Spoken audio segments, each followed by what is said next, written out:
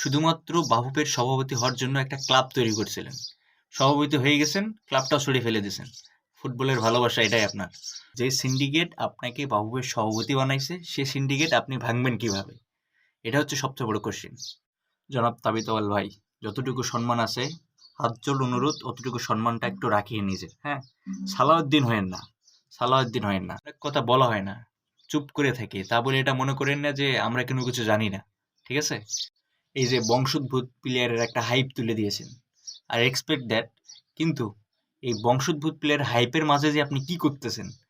এই যে বাফুফের দ্বিতীয় স্তরের চ্যাম্পিয়নশিপের যে একটা ক্লাব রয়েছে, নোভেল এফসি, ক্লাবটা কার?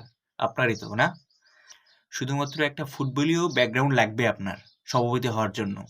সেই কারণেই ক্লাবটা করছিলেন। সভাপতি হয়ে গেলেন, ক্লাবটা সরিয়ে ফেলে দিলেন। মানে এটা এটা কি কি ধরনের কথা আপনার? মানে বাফুফের সভাপতি হয়ে আপনি এই কাজটা কি করলেন? মানে আপনি আপনার নিজের ক্লাবকে রক্ষা করতে পারলেন, আপনি বাফুফে কিভাবে রক্ষা করবেন? বাংলাদেশ ফুটবলটা কিভাবে রক্ষা করবেন?